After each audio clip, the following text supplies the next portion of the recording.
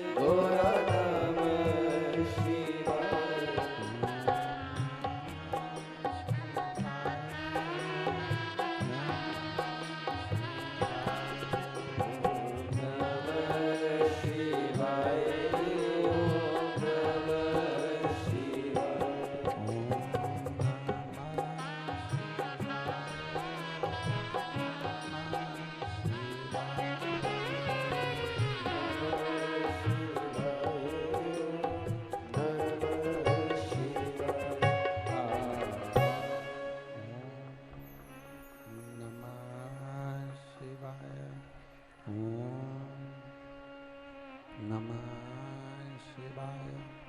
गोरा नमः शिवाय। विश्वनाथ भगवान की जय। ओमकारेश्वर भगवान की जय। महाकालेश्वर भगवान की जय। चकलेश्वर महादेव की जय। भूतेश्वर महादेव की जय। भूपेश्वर महादेव की जय। वृंदावन बिहारी लाल की जय। हर हर महादेव, हर हर महादेव, हर हर महादेव। हर काशी विश्वनाथ, ओगरदानी, त्रिकालदर्शी, कैलाशी, अविनाशी भगवान शिव, जिनकी पुनीत पावन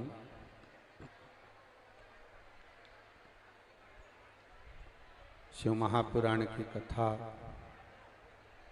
संपूर्ण विश्व के कल्याण हेतु बाबा देवाधिदेव महादेव की कृपा से आप और हमको श्रवण करने का सौभाग्य प्राप्त हुआ है। ब्रज की ये पवित्र भूमि, जहाँ भगवान शिव की कृपा से भगवान शंकर की पवित्र शिव महापुराण की कथा श्रवण करने का अवसर मिला है। बड़े सौभाग्यशाली हैं आप सभी, जो भगवान देवाधिदेव महादेव की पवित्र कथा इस ब्रजमंडल में कौशिकला के अंतर्गत श्रवण करने का सौभाग्य मिला है। कथा के मुख्य यजमान श्री सुभाष चंद्र अग्रवाल जी बासैया, श्रीमती रेणु अग्रवाल जी, श्री सौरभ अग्रवाल जी बासैया, श्रीमती सोनल अग्रवाल जी एवं समस्त अग्रवाल परिवार एवं समस्त शिवभक्त परिवार कौशिकला जिला मथुरा। एक बार यजमान परिवार के लिए जोरदार ताली बजाकर स्वागत वंदन अभिनंदन। जिन्होंने इस पवित्र शिव महापुराण की कथा को आयोजित कर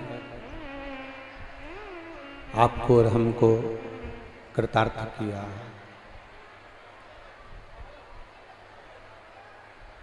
मनुष्य की जो देह है, मानव का जो शरीर है,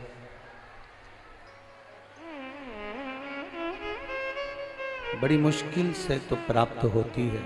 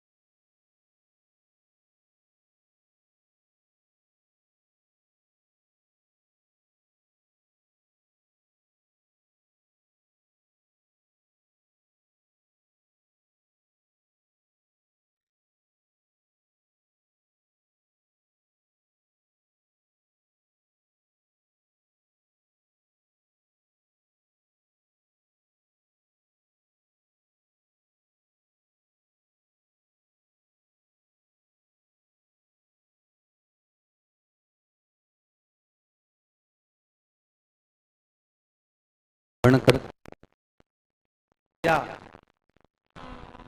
भगवान शिव के मंदिर तक जाकर एक लोटा जल चढ़ाते हैं। तो महापुराण की कथा कहती है कि आप जैसे पारस को लोहा छू ले, पारस को लोहा छू लेता है तो वो सोना बन जाता है। इसी तरह जब ये सांसारिक मनुष्य मृत्यु लोक में जन्म लेने वाला ये साधारण सा मानव जब एक लोटा जल चढ़ाने के लिए देवाधिदेव महादेव के पास जाता है और शिवलिंग का स्पर्श या जल चढ़ाते समय जल का कलश का भी स्पर्श हमारे महादेव से हो जाता है, तो बाबा की कथा कहती है आप साधारण नहीं रहते, आप भी कीमती हीरे बन जाते हो और सोने जैसे चमक जाते हो।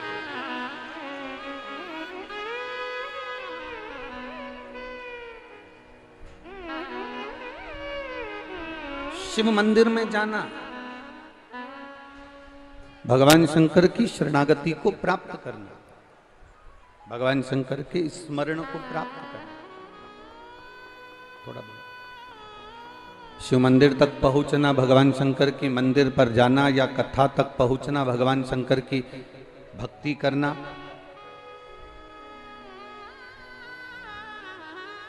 ये शिव की कृपा के बिना संभव नहीं हो सकता, भगवान शंकर की करुणा के बिना संभव नहीं हो सकता। जब तक भगवान शिव कृपा ना करे, भगवान शंकर की करुणा ना हो, भगवान शंकर की करुणा ना हो, भगवान शिव की कृपा ना हो, तब तक ये संभव नहीं।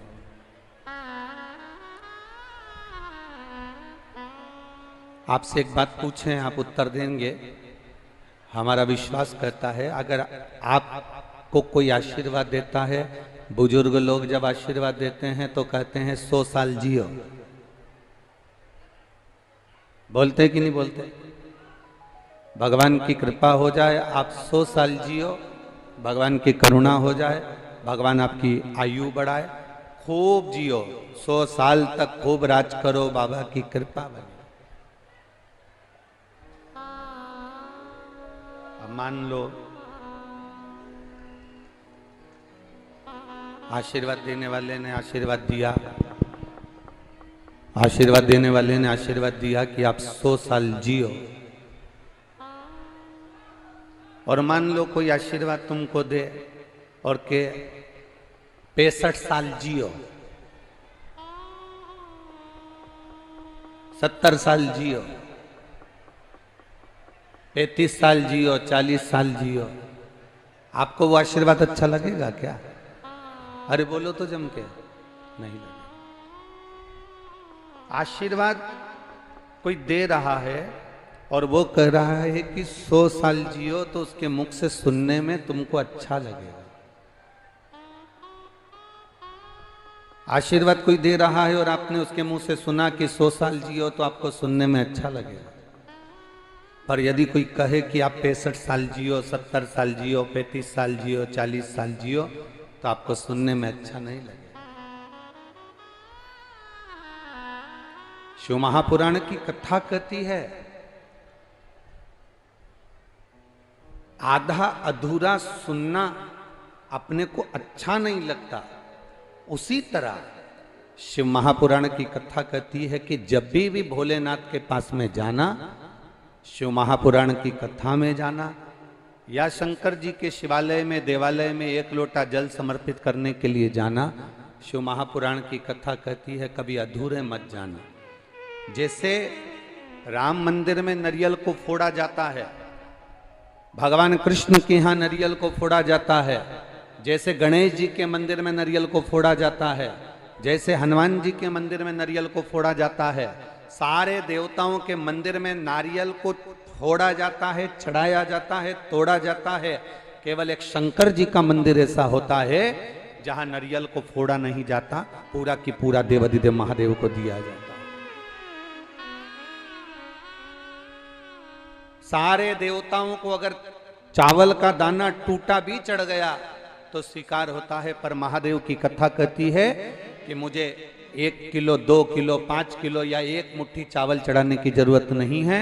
शिव की कथा कहती है एक दाना चढ़ाना, पर वो दाना खंडित ना हो, वो पूर्ण हो, पूर्ण हो, आधा नहीं चाहिए, टूटा हुआ नारियल नहीं चाहिए। बाबा की कथा कहती है कि मुझे जो देना वो पूर्ण समर्पित होकर देना, मुझे जो देना वो पूरा की पूरा आखा की आखा देना। आखा की आखा दीजिए, पूर्ण दीजिए, उसको तोड़ा ना जाए। शिव महापुराण की कथा कहती है, भगवान शंकर का संवाद कहता है, शिव महापुराण की कथा कहती है कि भगवान के मंदिर में जाना या शिव महापुराण में जाना, आधे मत जाना। बैठे यहां पर हो, मन घर पर लगा हुआ, बैठे यहां पर हो, ध्यान चप्पल में लगा हुआ, बैठे यहां पर हो, मन कहीं और लगा हुआ हो, ऐसे कथा में जाने से कोई लाभ नहीं। आज आप कथा के विराम दिवस पर आए हो, लाखों की संख्या में यहां पहुंचे हो, जमीन पर जहां जगह मिल जाए, जहां तुम्हें जगह मिल जाए, ब्रज की रज में भूमि पर, वहां आराम से बैठना। आज विराम दिवस की जब कथा हो, कथा का जब 12 ज्योतिर्लिंग का संवाद पूरा हो जाए, कथा की आरती हो जाए, तब अपने इस पल्लू को उस भूमि पर नमन कर कर देवादिदेव महादेव से कह कर जाना, बाबा पहली बार मैं इस कथा पंडाल में बैठकर कथा सुन रही हूं, तू ऐसी कृपा करना कि मेरी झोली खुशियों से भरना, मैं फिर कथा के पंडाल में पहुंचूं, ऐसी करना।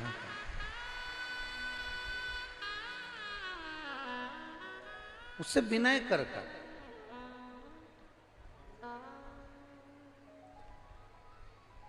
जहां जगह मिले वहां बैठकर उससे प्रार्थना कर कर दिल से जाना, वो दिल से देता है।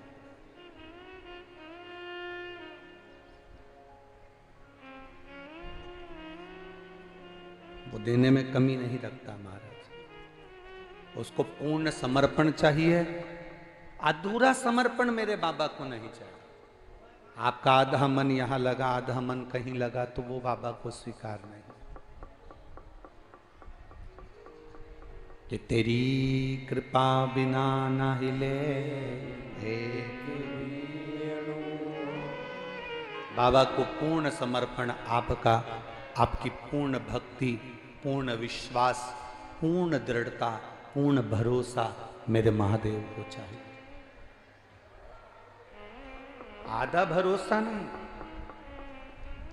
आधी दृढ़ता नहीं, आधा विश्वास नहीं।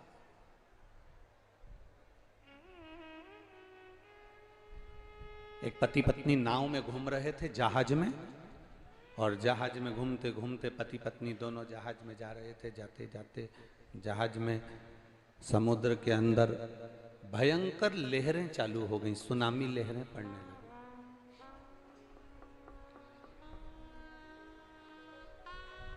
सुनामी लहरें पड़ रही थी। पत्नी ने देखा कि पति ना जाने कहां गया और यहां तो लहर चल रही है, और मैनेजर ने अनाउंस कर दिया है, पायलट ने अनाउंस कर दिया है, जहाज चलाने वाले उस नाविक ने अनाउंस कर दिया है कि ये जहाज आधे घंटे के अंदर डूबने वाला है। जिसको बचना हो वो बचे। लोग जहाज में जो ट्यूब पड़े थे उन ट्यूब को फेंक फेंक कर जाने लगे, छोटी छोटी नौकाएं पकड़ कर जाने लगे। जो तैरना जानता था वो कूद कर जाने लगे। मैनेजर बार बार अनाउंस कर रहा है कि ये जहाज डूबने वाला है। पत्नी अपने पति को ढूंढती ढूंढती पहुंची तो ऊपर जहाज पर जाकर देखा तो पति खड़ा था, सुनामी लहरों का आनंद ले रहा था, सुनामी लहरों का सुख ले रहा था। पत्नी ने अपने पति से कहा, सुनो, जहाज चलाने वाले उस मैनेजर ने कह दिया है, पायलट ने कह दिया है कि यह जहाज डूबने वाला है। सब अपने अपने बीवी बच्चों को बचा रहे हैं, सब अपने अपने परिवार को बचा रहे हैं, चलो आप भी हमें बचाइए। चलो आप भी हमें बचाओ। पति लहरों का आनंद ले रहा था, उसने अपनी पत्नी की बात का स्मरण नहीं करा, उसने अपनी पत्नी की बात को नहीं सुना, वो तो बस केवल सुनामी लहरों का सुख ले रहा है, सुनामी लहरों का आनंद ले रहा है।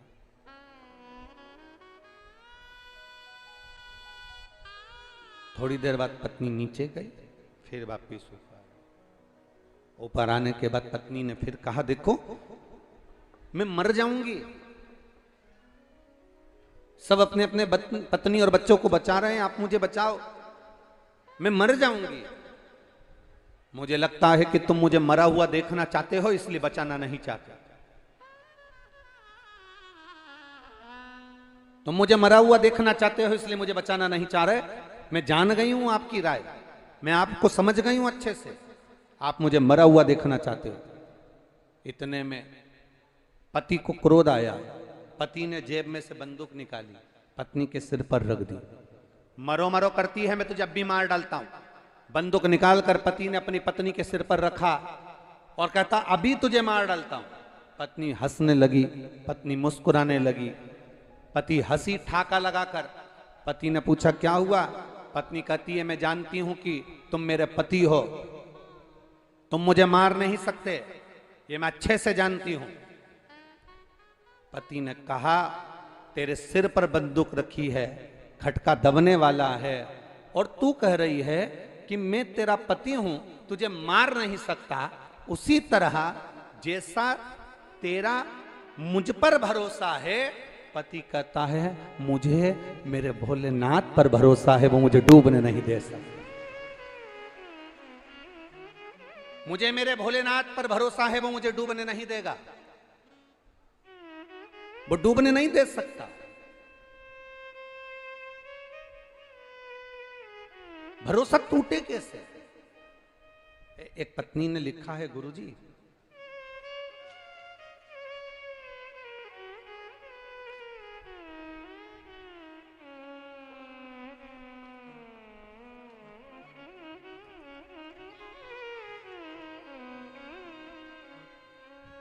मेरा नाम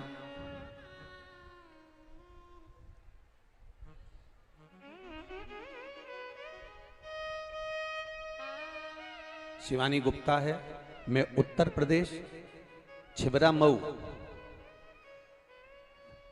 जिला कन्नौज की रहने वाली हूं। कहीं बैठी हैं? कहीं बैठी हो तो हाथ हिला सकती हैं। मेरा नाम शिवानी गुप्ता है, मैं उत्तर प्रदेश छिबरा मऊ जिला कन्नौज की रहने वाली हूँ। मेरे पति का नाम सचिन है। कहीं बैठी हो तो हाथ हिला सकते हैं, कहीं बैठी हो तो अपना हाथ हिला सकते हैं। मेरे पति का नाम सचिन है गुरुजी। आप भी एलईडीओं पर इस पत्र को पढ़ सकते हैं और आस्था चैनल पर भी इस पत्र को आप पढ़ सकते हैं। मेरे पति का नाम सचिन है गुरुजी। मेरे बाबा का मैं क्या वर्णन करूं गुरुजी। मेरे पति के मुंह में एक छाला हो गया। मैंने डॉक्टर को दिखाया तो डॉक्टर ने जांच के लिए कहा। जांच कराने के लिए लखनऊ गई तो जांच में कैंसर निकला। जब जांच में कैंसर निकला, फिर हमारी दीदी ने कहा कि तू परेशान मत हो, डॉक्टर का इलाज करवाती रहे और साथ में पशुपतिनाथ का व्रत करना शुरू कर। मैंने मेरी बहन से पशुपतिनाथ के व्रत का वर्णन सुना। 1 लोटा जल और बेलपत्र चढ़ाना शुरू करा।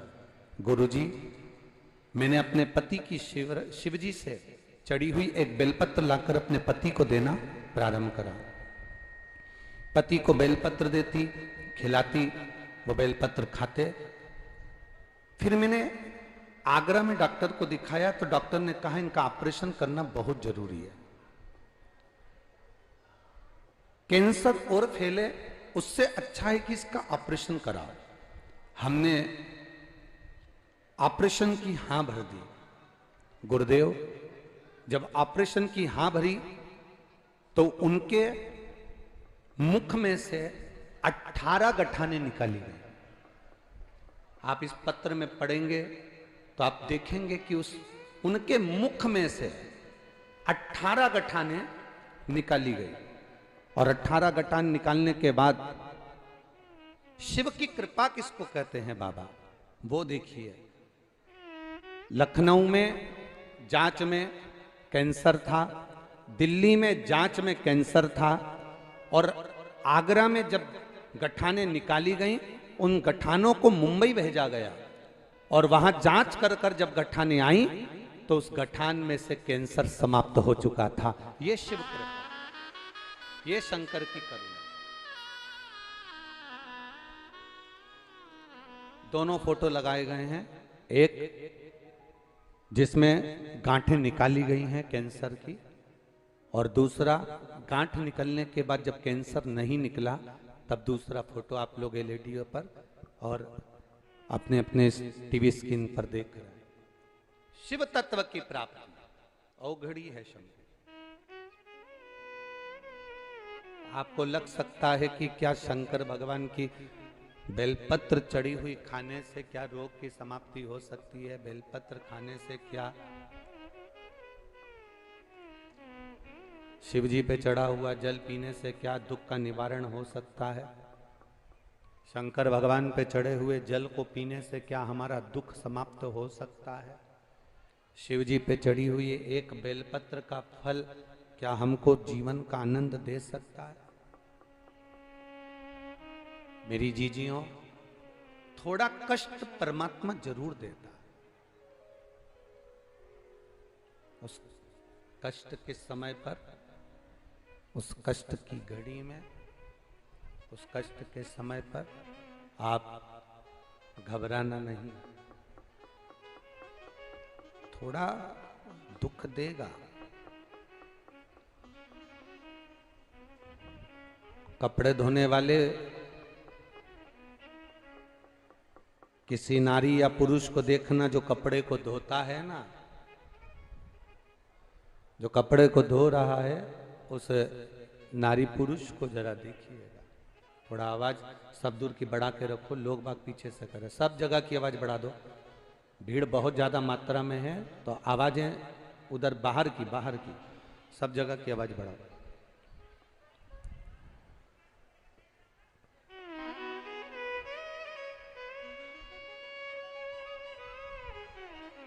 कपड़ा धोने वाला कपड़ा धोता है, उसमें कास्टिक डालता है, सर्फ डालता है। कास्टिक डालेगा, सर्फ डालेगा, उसको धोएगा, कूटेगा, रगड़ेगा, पीटेगा।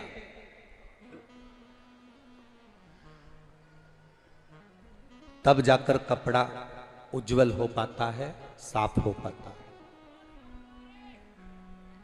तब कपड़ा साफ हुआ, तब कपड़ा साफ कहलाया। कपड़ा उज्जवल हुआ, धोया, रगड़ा, कास्टिक डाला, उसको पानी में खंगाला, खूब कूटा, पीटा, तब कपड़ा जाकर साफ हुआ। मेरा भोलेनाथ भी अपने भक्त की पूरी परीक्षा लेता है। एक बार पशुपति व्रत करा, नहीं फल मिला, घबराना नहीं। इस माता ने पत्र में लिखा, मैंने पशुपति नाथ का व्रत किया, उसके बाद मेरे पति का ऑपरेशन हुआ। माता लिख रही, मुझे लगा था कि मैंने व्रत करा है तो ऑपरेशन नहीं होगा। अगर ऑपरेशन नहीं होता, मेरा बाबा ऑपरेशन नहीं करवाता, तो तुम यही भ्रम में रहती कि इसको कैंसर है। तुम इसी भ्रम में रहती कि इसको कैंसर है। पर बाबा ने, भले तूने पशुपति व्रत करा, पर तूने विश्वास बाबा पर करा तो ऑपरेशन हुआ। 18 गांठें निकली, जांच के लिए गई मुंबई, तब वहां से रिपोर्ट आई कि इसको कैंसर नहीं है। तब तेरे हृदय में सुकून हुआ कि कैंसर नहीं।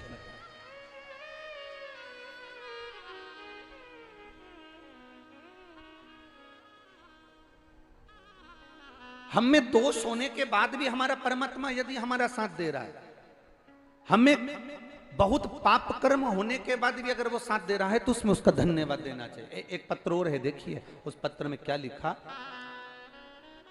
मेरा नाम धर्मवती है, मैं फरीदाबाद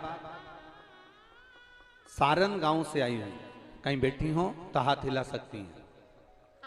अगर कहीं बैठी हो तो हाथ हिला सकती हैं। मेरा नाम धर्मवती है, मैं फरीदाबाद सारन गांव से आई हूं। 18/2/2023 को मैं सीहोर के कुबेरेश्वर धाम गई थी। वहां से मुझे जो मिला गुरुजी, मैंने जिंदगी में कभी नहीं सोचा था कि क्या कुबेर भंडारी इतनी जल्दी भंडार भर देता है। मेरे छोटे बेटे की एक आंख में रोशनी नहीं थी। एक आंख में जब रोशनी नहीं थी, कहीं बैठी हो तो हाथ हिला सकती हैं। अगर कहीं बैठी हो तो हाथ हिला सकती हैं। कहाँ है? हाँ ठीक है, हाथ हिला दो एक बार ऐसे। श्री शिवाय नमस्ते। वापिस एक बार हाथ हिला दीजिए। गुरुदेव, मेरे छोटे बेटे की एक आंख में रोशनी नहीं थी। बचपन से ही उसकी आंख की रोशनी नहीं थी। डॉक्टरों ने बोला था इसकी आंख में बचपन से रोशनी नहीं है और ये ऑपरेशन के बाद भी रोशनी नहीं आएगी, क्योंकि इसकी आंख बचपन से ही बेकार है।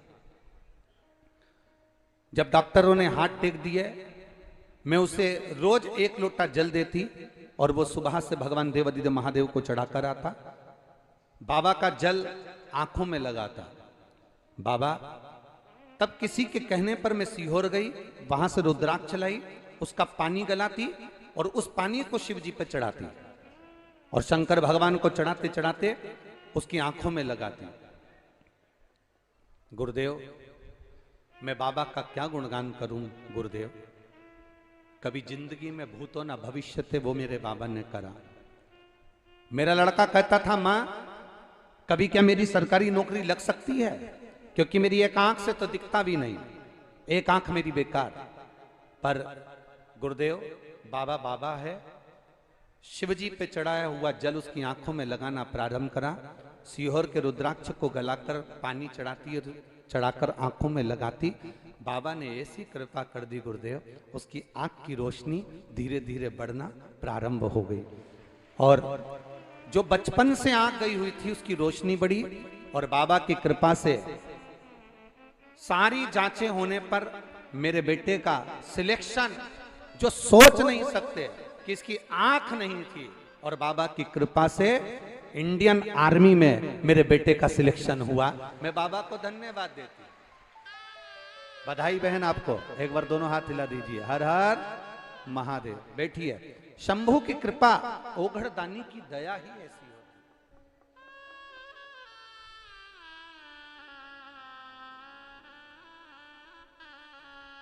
अरे खाली न जाता कोई दर से तुम्हारे, खाली न जाता कोई दर से तुम्हारे, मैं भी खड़ी हूँ नंदी बाएं पसारे, मैं भी खड़ा हूँ नंदी बाहें पसारे। अपने हृदय से लगा लो,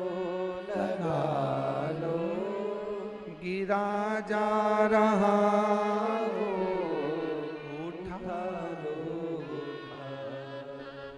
भोले अपने दर से अब तो न टालो, गिरी जा रही हूँ, उठा लो, उठा।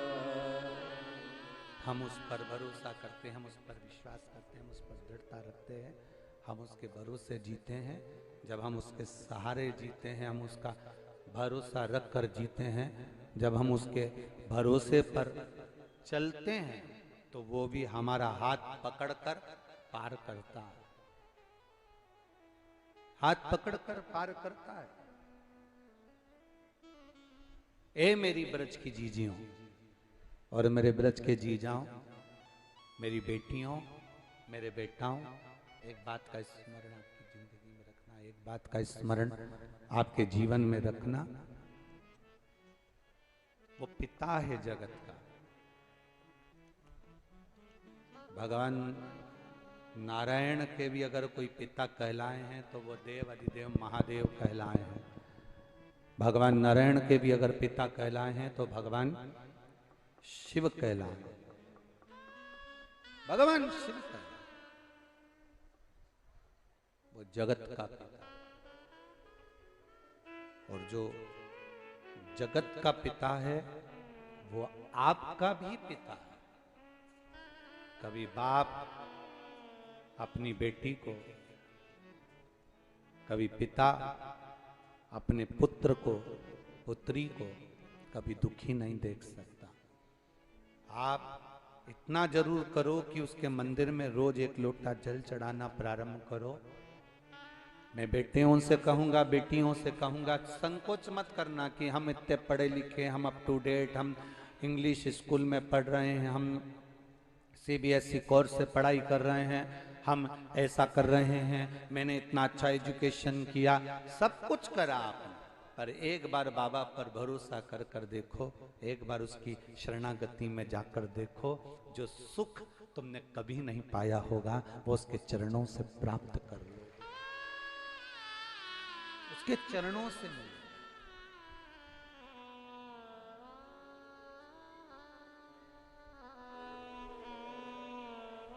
वो साधारण नहीं है मेरा देवाधिदेव महादेव। सुख और आनंद दोनों में अंतर होता है। सुख में और आनंद में अंतर होता है। होटल में जाकर बैठकर अकेले खा लेना सुख है। होटल में जाकर अकेले बैठकर खा लेना सुख है, पर थोड़ा सा भोजन बनाकर ले जाकर पूरे परिवार के साथ बैठकर खा लेना आनंद है। स्वयं खाना सुकृति है, छुड़ाकर खाना विकृति है, और बांट कर खाना ये मेरे भारत देश की संस्कृति है। ये संस्कृति है।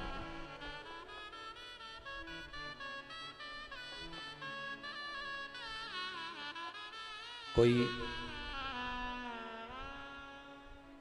कल सौरभ भैया अग्रवाल जी कह रहे थे, सौरभ भैया कल कह रहे थे शाम के टाइम पर, गुरुजी लाखों शादियां होंगी परिवार में, हजारों जन्मदिन की पार्टियां होंगी परिवार में,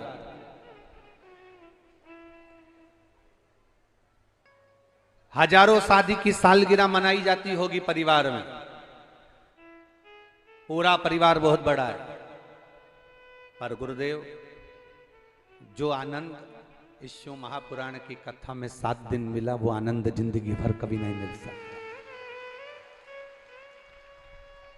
हमने कहा सौरभ भैया आपके माता पिता का पुण्य है, आपकी धर्म पत्नी का पुण्य है, परिवार का पुण्य है, और हम तो कहेंगे श्री सुभाष चंद्र अग्रवाल जी आपके भी माता पिता का कोई पुण्य है, दादा परदादा का कोई पुण्य है, जो ये ब्रज की धरा पर दामोदर मास कार्तिक महीने में ये 7 दिवसीय शिव महापुराण की कथा ये लाखों भक्तों के कानों में श्रवण करवा दिया। जितना बना, जिस भक्त से जितना बना, उसने उस भक्त ने उतनी उतनी सेवा करी। कार्यकर्ताओं ने भी दिल से जैसी जैसी सेवा बन सकती थी वैसी करी। हाईवे के इतने नजदीक इस कथा का होना बहुत कठिन काम है। यह हमारे जीवन की पहली ऐसी कथा है जो हाईवे के इतने नजदीक हो रही है, और जिसको पुलिस प्रशासन ने इतना बढ़िया तरीके से संभाला कि शायद कोई नहीं संभाल सकता, शायद कोई नहीं संभाल सकता। जब लाखों भक्त गाड़ियां लेकर आते हैं और लाखों भक्त जब बाहर निकलते हैं रोड पर, तो कम से कम 9-9, 10-10 घंटे, 11-11 घंटे तक जाम नहीं खुलता है, पर 3 घंटा, 2.5 घंटा, 3 घंटा, 3.5 घंटा, 4 घंटे में सब गाड़ियां अपने अपने गंतव्य की ओर जाना प्रारंभ हो जाती है। ये साधुता है यहाँ उत्तर प्रदेश पुलिस की, बहुत बहुत साधुता। इसको कहेंगे कि यहाँ की उत्तर प्रदेश पुलिस की जागरूकता है, बहुत साधुता। शिव कृपा बिना। आज हमने एक पत्र, जो हम जहां अग्रवाल वाटिका में रुके हुए हैं वहां पर किसी ने एक पत्र कल काउंटर पर दिया होगा, वो पत्र हमने पढ़ा। उस पत्र में लिखा था, उस पत्र में था कि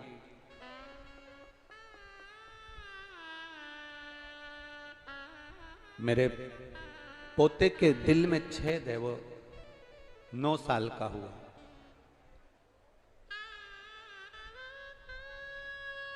और वो 9 साल का बेटा है, उसके दिल में छेद है। पत्र हम जहां रुके हैं अग्रवाल वाटिका में, वहां रखा है। और मेरा पोता 9 साल का, उसके बेटा है, उसका पोता नहीं बेटा, उसके हृदय में छेद है। बहुत गरीब हैं हम। मैं दूसरे के यहां पर बर्तन मांजती हूं और बर्तन मांजने का कार्य करती हूं। डॉक्टर ने बेटे के ऑपरेशन का बोला है और ऑपरेशन कराने का कहा।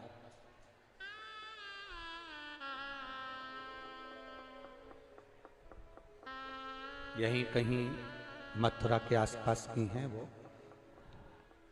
जब बेटे के ऑपरेशन का कहा, लड़का एक ही है, हृदय में छेद है, ऑपरेशन कराऊं तो कैसे कराऊं, धन भी इतना नहीं। और डॉक्टर कहता है कि ऑपरेशन होने पर इसका क्या होगा हम नहीं कर सकते। कई बार छोटा बच्चा है, कोमा में ना जाए या वेंटिलेटर पर ना पड़ा रहे, उतना धन तुम्हारे पास में नहीं है, इतना धन नहीं है, इतना पैसा नहीं। तब किसी जगह पर जब वो बर्तन मांजने के लिए गई और वहां टीवी पर कथा सुन रही थी,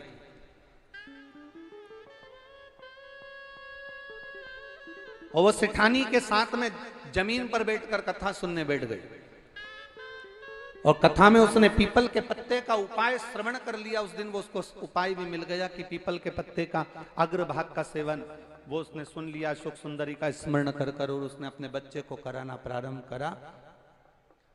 फिर उसने वापिस सरकारी हॉस्पिटल में जांच कराई तो उसका बच्चे का जो हृदय का छेद था वो बाबा की कृपा से भर चुका था। उसने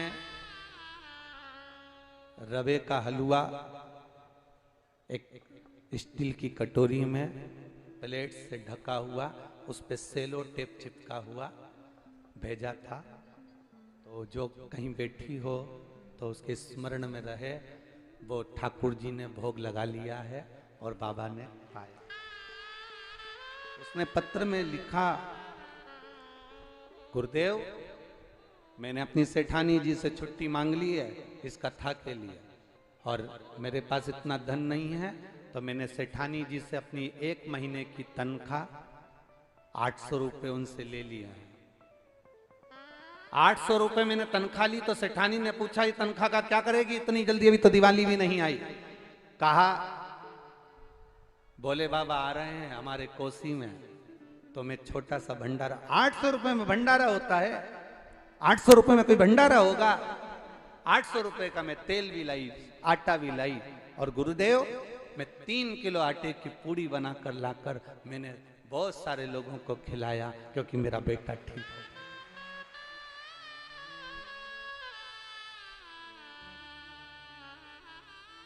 मेरी जीजियों, बहुत करोड़पति बन जाओगे, धन तो बहुत हो जाएगा, पर मन कहां से लाओगे? ये जो मन है ना, ये बड़ी मुश्किल से मिलता है, बड़ी मुश्किल।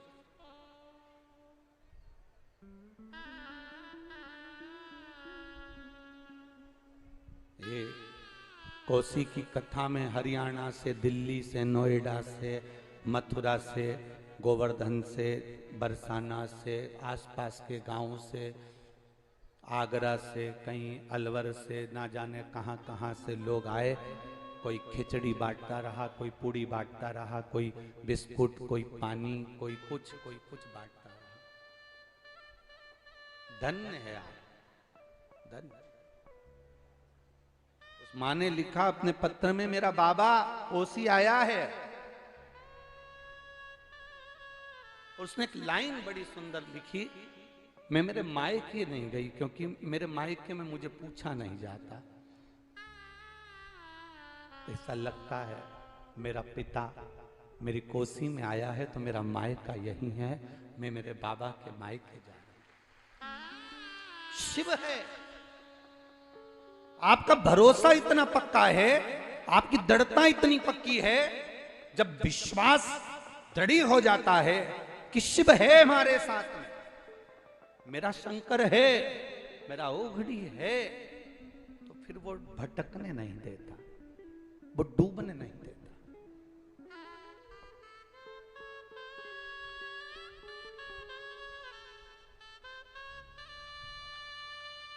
इस पत्र में किसी ने डायरी भेजी है, पूरी डायरी खाली है, पर आगे एक माँ ने लाइन लिखी है। उन्होंने लिखा, मैं संपूर्ण ब्रजवासियों की तरफ से, आप एलईडी पर इस पत्र को पढ़िए, आस्था चैनल पर इस पत्र को पढ़िए, मैं नमन करती हूं संपूर्ण ब्रजवासियों की तरफ से, कोटि कोटि प्रणाम करती हूं।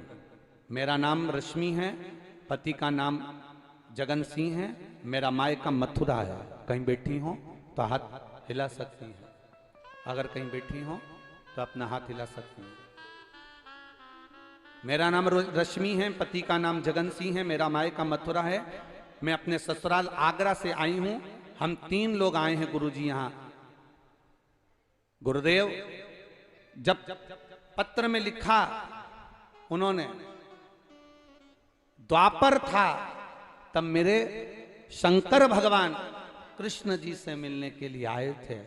आज कलयुग में ऐसा लग रहा है कोसी में वापिस महादेव कृष्ण से मिलने के लिए आए वापिस।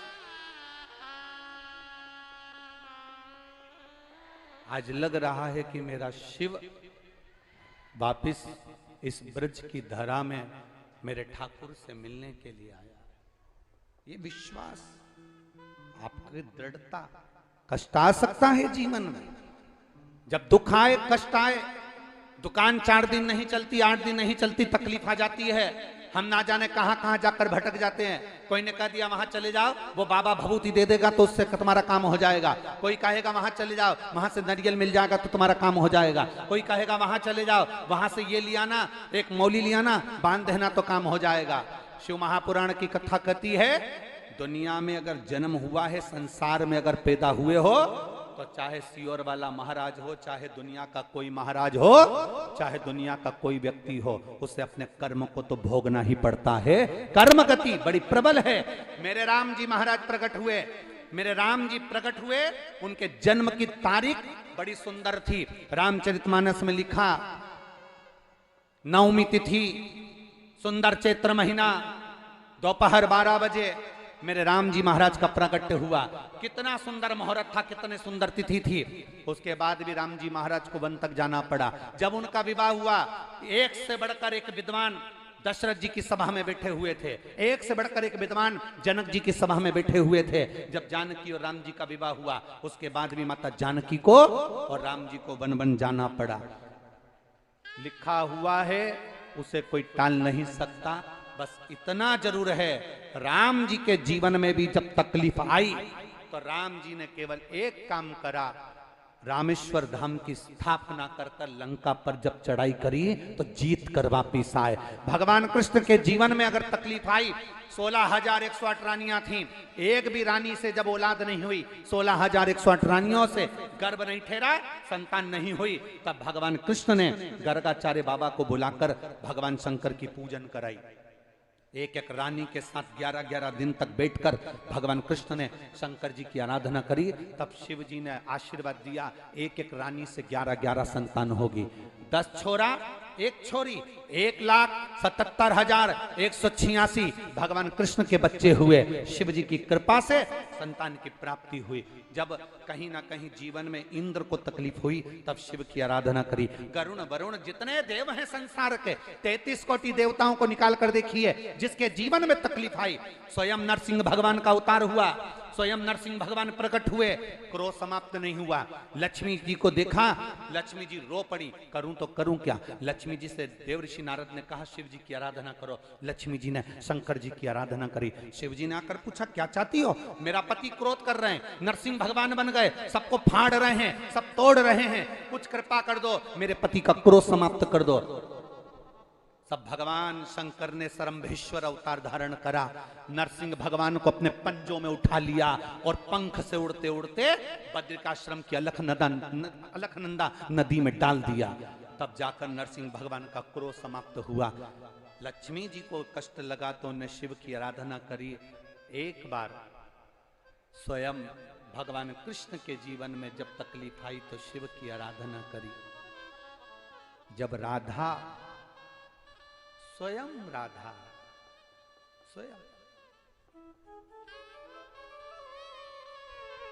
स्वयं राधा। आप लोगों ने पुराणों में पढ़ा है कि नहीं पढ़ा, कभी अगर मौका मिले तो एक बार देवी भागवत, स्कंद पुराण,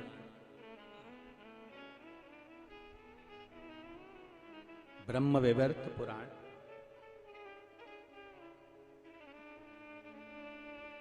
काली चरितामृत,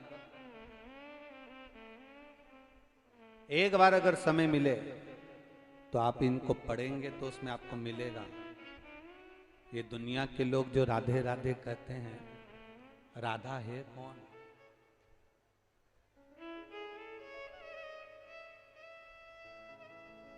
है कौन राधा। काली रस अमृत को पढ़ना, कभी स्कंद पुराण को पढ़ना, कभी मौका मिले एक बार देवी भागवत को पढ़ना, उसमें आपको मिलेगा ये राधा और कोई नहीं, शंकर का ही एक स्वरूप है, और कृष्ण और कोई नहीं, मां काली पार्वती का ही एक स्वरूप है, ये दूसरे नहीं, दोनों एक स्वरूप। आप कभी पढ़िए, और अगर पोथी पढ़ने का भी समय ना मिले, पुराण पढ़ने का भी समय ना मिले, तो एक बार नेट पर सर्च कर कर देखना। अगर पोथी और पुराण भी नहीं उठा सकते, इतना समय नहीं है, तो एक बार सर्च कर कर देखना कि भगवान शंकर और भगवान पार्वती, माता पार्वती और शिव कैलाश धाम पर बैठे आनंद के साथ विहार कर रहे, बैठे हुए चर्चा कर रहे, और शिव जी पार्वती को और पार्वती शिव जी से कुछ संवाद कर कर मांग लेती हैं वर। उसका एक सुख द्वापर में मिला है। आप कई माताएं कहती हैं हम भ्रम में पड़ गए गुरुजी, हम श्री शिवाय नमस्तुभ्यम बोलें कि राधे राधे बोलें, हम राधे राधे बोलें कि श्री शिवाय नमस्तुभ्यम बोलें, कि हम ओम नमः शिवाय बोलें, कि हम राम नाम बोलें, कि हम कौन सा नाम बोलें। हम कहते हैं तुम जो चाहो वो बोलो, तुम राधे राधे बोलती हो बोलते रहो, क्योंकि राधा भी शिव है और शिव भी राधा है। तुम्हें जो बोलना है बोलो, तुम राम भी कर रहे हो तो वो मेरा शंकर का गुणगान है, तुम शिव भी कर रहे हो तो मेरे राम और कृष्ण का गुणगान है। दुनिया के लोगों में भेद हो सकता है पर देवताओं में कभी भेद नहीं हुआ। लोगों ने कह दिया राम हमारे, कोई कहता है कृष्ण हमारे, कोई कहता राधा रानी हमारी, कोई कहता है दत्त हमारे, कोई कहती है देवी हमारी, कोई कहता है ये हमारे, कोई कहता है वो हमारे। पर शिव महापुराण कोई भेद नहीं करती। शंकर जी के ऊपर जो कलश रखाता है जिसमें से बूंद बूंद पानी टपकता है, उसके 3 पाए होते हैं। कभी भी कलश रखने वाले उस त्रिकोणी के पाए 4 नहीं होते, 3 पाए होते हैं। ब्रह्मा, विष्णु और महेश, उसके ऊपर एक कलश रखा हुआ है और वो कलश में से एक एक बूंद पानी नीचे गिर रहा है। ये ब्रह्मा, ये विष्णु, ये महेश, एक एक बूंद पानी नीचे गिर रहा है। मतलब ये बता रहे हैं कि हम तीनों एक हैं, हम में कोई भेद नहीं है। ये 3 ब्रह्मा विष्णु महेश से बता रहे हैं कि हम में कोई भेद नहीं, हम तीनों एक हैं। ये दुनिया की दृष्टि में भेद है पर हम में भेद नहीं है। तकलीफ आएगी, कष्ट आएगा, दुख आएगा, पर घबराना नहीं, कहीं इधर उधर मत भटकना। बहुत सारे मिलेंगे महाराज, कोई कहेगा हमारे पास आ जाओ, कोई कहेगा हमारे पास आ जाओ, कोई कहेगा हमारे पास आ जाओ, हम ये कर देंगे, हम वो पूजन कराएंगे, हम ये देंगे, हम वो दे देंगे। ना ना ना ना, आपका दुख, आपको खांसी चली है तो आपको खांसना है, आपको छींक आई तो आपको छींकना है, आपका सिर दबा दुखा तो दवा आपको खाना है। उसी तरह दुख यदि जिंदगी में आपको आया है तो शंकर जी के मंदिर भी आपको जाना है, तो वो दुख काट दे, वो स्वयं काटे।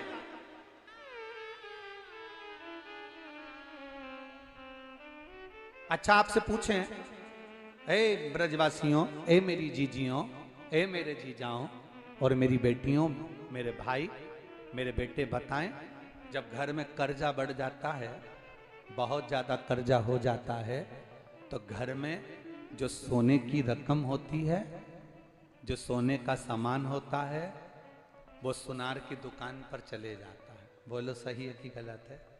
अरे बोलो तो जम के। कर्जा बढ़ने पर घर का, बहू का, माता का, पिता का जो सोना है, अंगूठी है, चेन है, कुछ सामान है, ब्रेसलेट है, तगड़ी है, हार है, कुंडल है, इतने दिन तक वो अलमारी में रखा रहा, इतने दिन तक वो तिजोरी में रखा रहा। कर्जा होने पर घर का सामान, घर का सोना सुनार की दुकान पर, गिरवे वाले की दुकान पर पहुंच जाता है, भैया ये रख लो। तो दुकान वाला भी कहता है क्यों घर का सोना लिया है, भाभी जी का जेवर लिया है, माता जी का पूरा जेवर लेकर आ गए, क्यों? तो उसने कहा बहुत दुख का समय चल रहा है, इसलिए सोने को तुम्हारे पास लेकर आया हूं। बहुत दुख का समय चल रहा है, कर्जे में हो गया, दुख का समय है, तकलीफ का समय है, इसलिए घर का सोना जो अलमारी में रखा रहता था, वो घर का सोना, घर का जेवर सुनार की दुकान पर पहुंच जाता है। दुख की घड़ी में, तकलीफ की घड़ी में घर का सोना जब सुनार की दुकान पर जा रहा है, तो ये कथा कहती है दुख की घड़ी में सोना दुकान पर जाए उससे अच्छा है दुख की घड़ी में आप महादेव के मंदिर तक जाओ, तो जीवन की सार्थकता।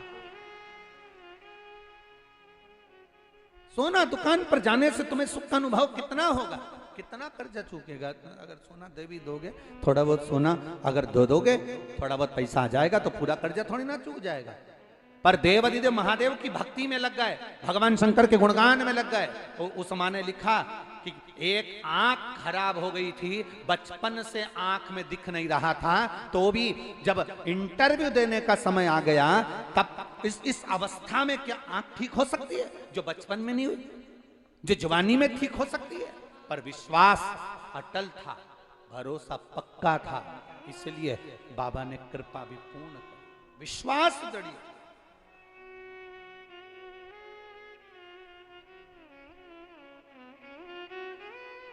भरोसा पक्का था, उसने साथ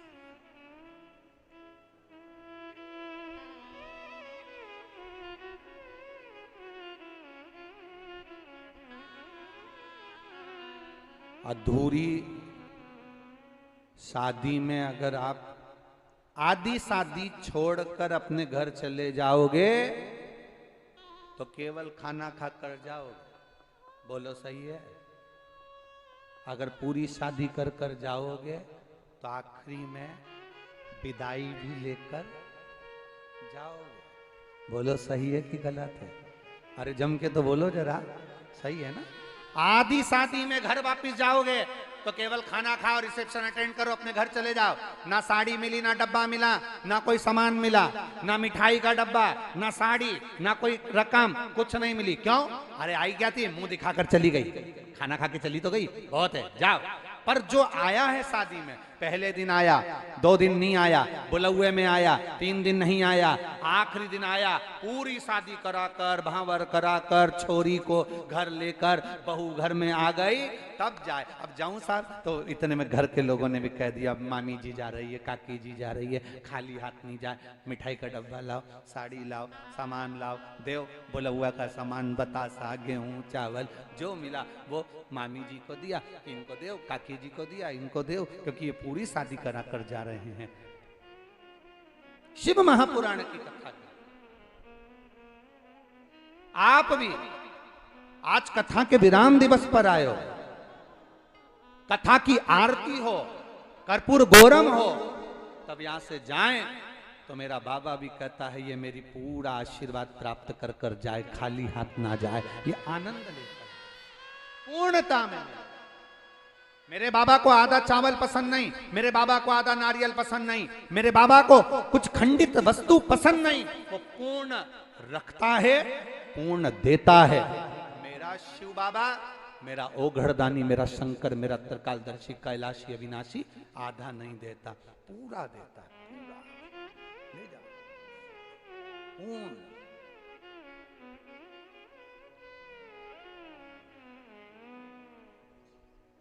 मेरे बाबा दया करना, मैं तेरे भरोसे हूँ। भोले बाबा दया करना, मैं तेरे भरोसे ना घर के भरोसे हूँ, ना परिवार के भरोसे हूँ, ना घर के भरोसे हूँ, ना परिवार के भरोसे हूँ।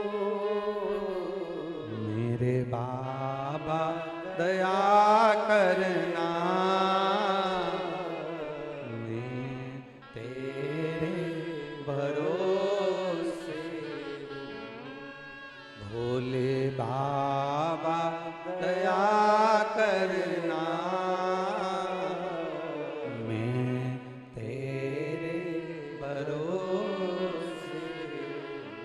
हम भरोसा उस पर रखें, जब भरोसा रखेंगे तो खाली नहीं छोड़ेगा।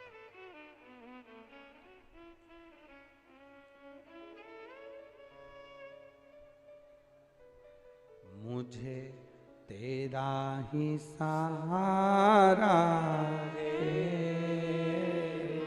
मेरे भोले बाबा। आता है आप लोगों को सबको? एक लाइन पहले आप बोलो, इसके बाद हम बोलेंगे। मुझे तेरा ही सहारा है, मेरे भोले बाबा, मुझे तेरा ही सहारा है, मेरे भोले मेरा मेरे भोले आर महादेव।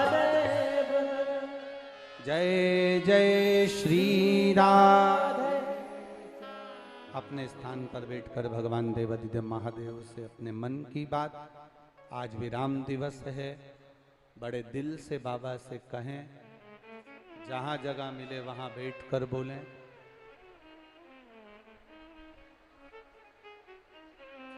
जहां स्थान मिल जाए वहां बैठ जाओ और दिल से बोलो, भाव से करो। चाहे कार्यकर्ता भी खड़े हों तो उनसे भी निवेदन है, 2 मिनट बैठकर आप बाबा से प्रार्थना जरूर। बार बार तो हमारा इधर आना नहीं होगा, पर बाबा की कृपा आप सब पर हुई है, बड़ी करुणा हुई है, तो आज दिल से बाबा से प्रार्थना करो। देखो, शिव महापुराण की कथा इतनी सरलता में मिलती नहीं, सब मिल सकता है, पर शिव महापुराण की कथा इतनी सरलता में नहीं मिलती। वो तो बाबा की कृपा है जो आपको मिली है। और आगे जहाँ जहाँ कथाएं हैं, जैसे 15 से 19 नवंबर को धूलिया महाराष्ट्र में धूले में है, फिर 21 तारीख से 25 नवंबर तक कार्तिक के ही महीने में सुंदर पचवीगन कार्तिक के पीछे पीछे के 5 दिन का जो आनंद है, कहते हैं पूरे कार्तिक महीने का फल मिल जाए। तो भगवान राम जी जिस पंचवटी में पहुंचे थे, ऐसी पंचवटी नासिक में 21 नवंबर से 25 नवंबर तक सुंदर शिव महापुराण की कथा नासिक की पवित्र भूमि पर मां गोदावरी के पावन तट पर होगी। जहां से त्र्यंबकेश्वर भी नजदीक में है, तो बाबा का एक ज्योतिर्लिंग का भी भाव हो जाएगा। और सुंदर नासिक की धरा पर 21 से 25 नवंबर तक कथा है। 28 नवंबर से 2 दिसंबर तक ददरुआ धाम सुंदर आनंद के साथ में श्री डॉक्टर हनुमान जी के चरणों में कथा रहेगी। 5 दिसंबर से 11 दिसंबर तक बड़े जटाधारी जलगांव महाराष्ट्र में शिव महापुराण की कथा रहेगी। 16 दिसंबर से 20 दिसंबर तक अमरावती में रहेगी। तो ये तो शिव की कृपा से मिली। आज कोसी वालों को ये कथा मिली बाबा की कृपा से। दिल से प्रार्थना करो, जहां जगह मिल जाए वहां बैठ कर, और सब साथ में बोलना। बाबा से प्रार्थना दिल से करना, भाव से निवेदन करना।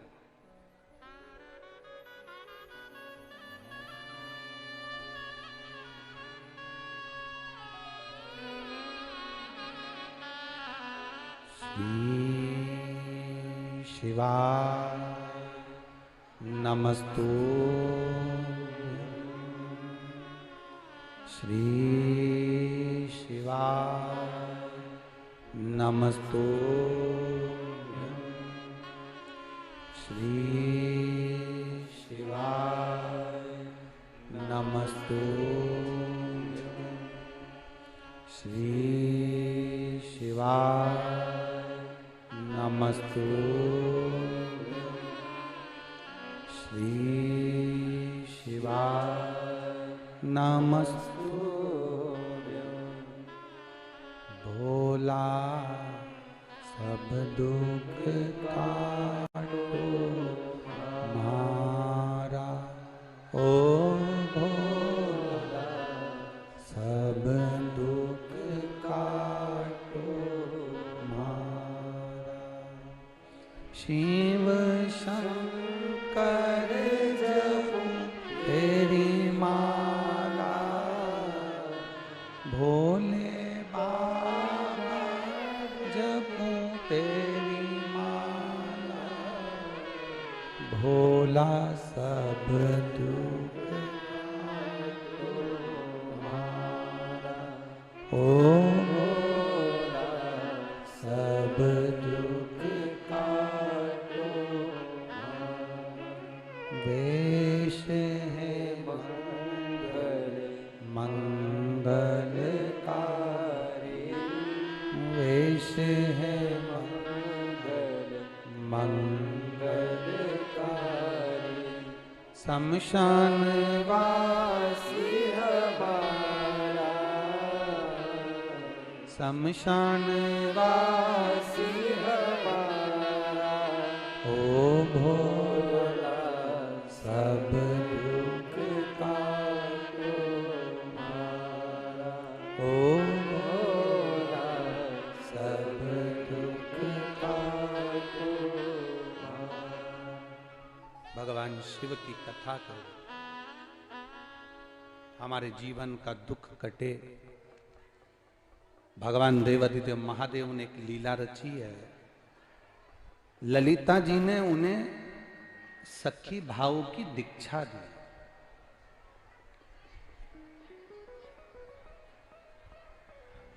अब ललिता जी ने जब सखी भाव की दीक्षा दे दी, तो ललिता जी तो भगवान शंकर की भी गुरु कहला। शिव जी का एक गुरु ललिता जी के भाव में भी व्यक्त है। जब कृष्ण राधा का दर्शन नहीं होता, तब ललिता जी का स्मरण होना चाहिए। राधा जी की अष्ट सखियों में से एक सखी ललिता जी, और इनको राधा जी की सखी बनकर भगवान शंकर का सबसे पहले ब्रजभूमि पर दर्शन हुआ तो ललिता जी को रास मंडली में हुआ। क्यों? क्योंकि ललिता जी के जो पिता थे विशोक जी, वो भगवान शंकर के बड़े भक्त थे, शिव के भक्त हैं। जैसे कथा की जो शुरू होती है शिव महापुराण जब प्रारंभ होती है तो उसमें देवराज नाम के ब्राह्मण की कथा आती है। आप लोगों ने श्रवण करी है। तो उसमें देवराज नाम के ब्राह्मण की कथा आती है कि देवराज शंकर जी के मंदिर में जाता है, चोरी का धन लेकर जाता है, बाद में बाहर निकलता है, बेलपत्री के पेड़ के नीचे उसके प्राण छूटते हैं और भगवान शंकर उसको नंदी पर बिठा कर कैलाश धाम लेकर जाते हैं। शिव उसको कैलाश धाम ले जाते। पर देवराज ने देवादिदेव महादेव से पूछा, मैं ब्राह्मण के घर में जन्म लिया परंतु मैंने कभी ब्राह्मण कर्म नहीं करा।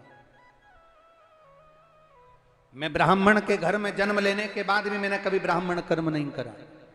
झूठ मैंने बोला, बेईमानी मैंने करी, छल करा, प्रपंच करा, कपट करा, सब कुछ मैंने, चोरी करी, एक बार भी मैंने कोई पुण्य नहीं करा। फिर देवराज शंकर जी से पूछ रहा है कि मैंने कौन सा पुण्य कर दिया जो आप मुझे नंदी पर बिठाकर कैलाश धाम लेकर जा रहे हो?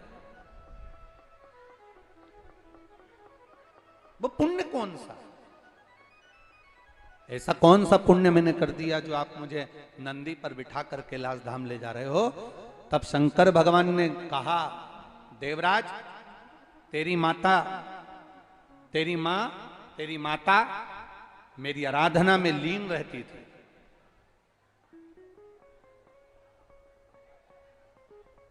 एकांत में जब कहीं जाती मार्ग से किसी वृक्ष के नीचे मेरा शिवलिंग उसको दिख जाता तो वृक्ष की पत्ती को तोड़कर, उसके पास फूल नहीं रहता, पुष्प नहीं रहता, वृक्ष की पत्ती को तोड़कर वो मेरे शिवलिंग को समर्पित कर दी थी।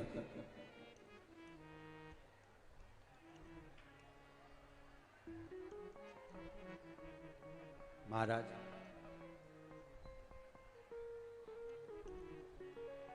आपको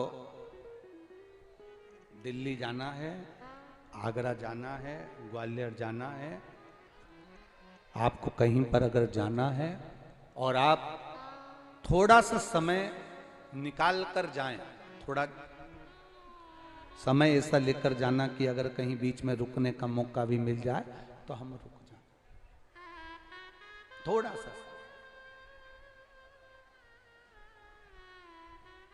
और जाते जाते फोर व्हीलर से जा रहे हो, गाड़ी से जा रहे हो और कोई ऐसा शिवलिंग किसी पेड़ के नीचे मिल गया जहां कोई भी नहीं है, सुनसान अकेला मेरा महादेव वृक्ष के नीचे बैठा है, अकेला शिवलिंग, और वहां आपने दर्शन किए, मन में आ गया, गाड़ी में कोई कपड़ा पड़ा हो पोछा का, उस आसपास में केवल पोछा ही लगा दिया, साफ ही कर दिया। आसपास में कोई पेड़ पौधा हो तो उसकी पत्ती तोड़कर ही देवादिदेव महादेव को समर्पित कर दी, पत्ती तोड़कर ही महादेव को समर्पित। एकांतेश्वर महादेव को चढ़ाया गया एक पत्ता, एकांतेश्वर महादेव को चढ़ाया गया एक बूंद जल, एकांतेश्वर महादेव का किया गया एक बार दर्शन हमारी 71 पीढ़ी तक चलता है और उसका पुण्य हमारी 71 पीढ़ी तक भोगती है। एकांतेश्वर महादेव, एकांत में जो शिव बैठे हैं, एकांत में,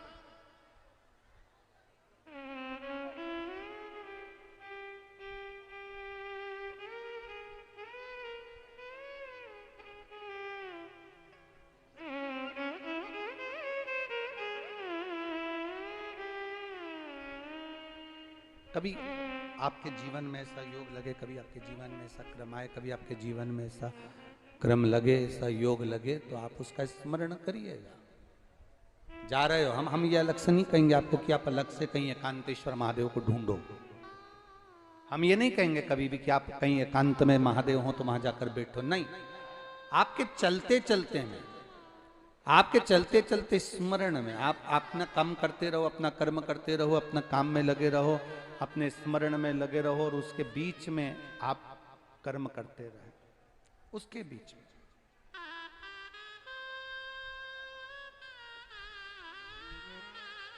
एकांतेश्वर महादेव का स्थान।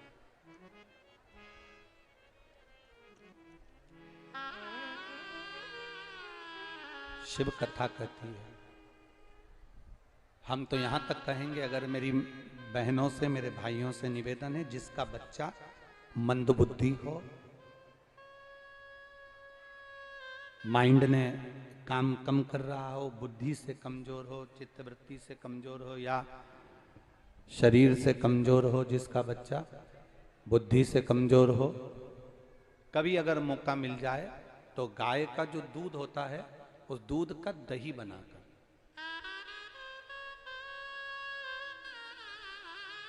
थोड़ा सा दही का निर्माण कर कहीं एकांत का शिवलिंग अगर आपको कहीं दिख जाए, एकांत अकेला बैठा है मेरा देवाधिदेव महादेव, तो एकांतेश्वर महादेव पर 5 बेलपत्र पहले समर्पित करें, फिर जो दही आप बनाकर लेकर गए हैं वो एकांतेश्वर महादेव को समर्पित करें।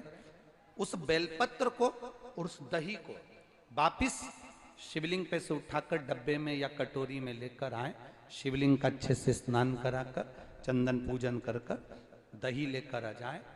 और जो दही लेकर आए हो, जो बुद्धि से कमजोर व्यक्ति है, अगर बन सके प्रदोष के दिन कर लोगे तो ज्यादा लाभदायक हो, सोमवार के अष्टमी को कर लोगे तो ज्यादा लाभदायक हो, या 12 महीने हर महीने शिवरात्रि आती है, कोई सी भी शिवरात्रि पर करोगे तो ज्यादा लाभदायक होगा। वो चढ़ा हुआ दही बच्चे को सुबह दोपहर शाम थोड़ा थोड़ा सा, पहले जो बेलपत्री लाए हो वो बेलपत्री उसको चूरा कर कर खाते बन जाए तो दे दो खानों को, नहीं बने तो उस बेलपत्री का चूरा कर कर उसको पीस कर उसकी गोली बनाकर दे दो, जिससे बच्चा निगल जाए। और थोड़ा सा दही जो एकांतेश्वर महादेव पर से लेकर आए हो उसको चटाना प्रारंभ करो। 3 या 4 बार प्रदोष पर कर लिया, या 2-4 आपने महीने की शिवरात्रि पर कर लिया, बच्चे में जो विकास होगा आपको भी लगेगा कि मेरा बच्चा धीरे धीरे प्रबल होता जा रहा है। अब वो धीरे धीरे उसके मुंह से अगर राल टपक रही है, पलंग पर पड़ा रहता है और मंद बुद्धि टाइप का है, तो उसमें अंतर आना प्रारंभ होता है। फल मिलता जरूर है। एक पत्र आया है, भरोसा अगर पक्का है मिलता जरूर है। भरोसा, मैं उन बच्चों को धन्यवाद दूंगा जिनके हृदय में शिव के प्रति इतना भाव जागृत हुआ, शिव के प्रति। जिसके पिता नहीं, मां घर का गुजारा कर रही हो और मां भी जाने की कतार पर आ जाए, बच्चों से पूछना कि उनकी जिंदगी का सार तत्व पूरा समाप्त हो जाता है।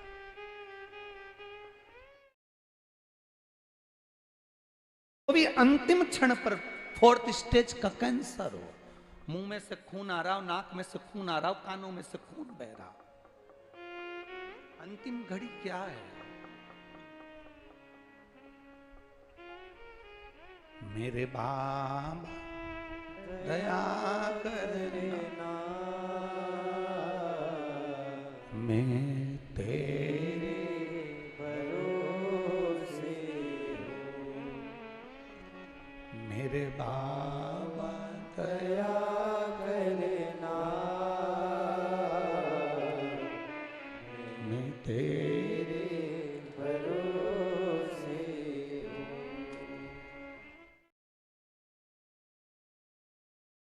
वो आता जरूर है। कब आएगा, कैसे आएगा, उसके ऊपर नहीं।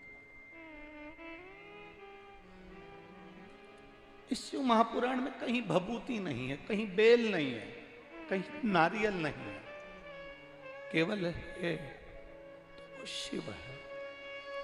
आता है, हो जाता है। भरोसा पक्का रखना, भरोसा मत टूटने दे। अगर भरोसा नहीं टूटा तो वो आएगा। बच्चा लिख रहा है, मां सियोर वाला कह रहा है शंकर है, अगर है तो उसके भरोसे क्यों ना जिए?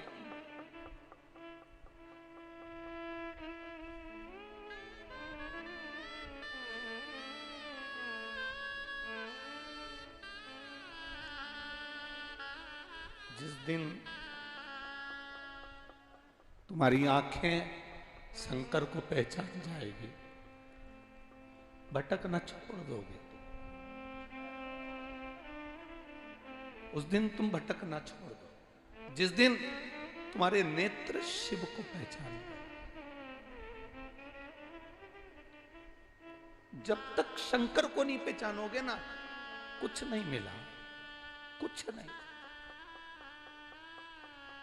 शंकर जी को जड़ चढ़ाना कोई ढोंग कहेगा, कोई बेलपत्री खाने को ढोंग कहेगा, कोई हमको टोटका वाला महाराज कह देगा, कोई ढोंगी कह देगा, सब चलेगा। पर आपसे तो केवल इतना निवेदन है, शंकर को जल चढ़ाना अगर ढोंग है तो वो ढोंग हमको पसंद है। शंकर को बेलपत्र चढ़ाना अगर ढोंग है तो वो ढोंग हमें पसंद है। शिव को जल चढ़ाने से अगर आपका दुख मिट जाए तो वो टोटका भी पसंद है।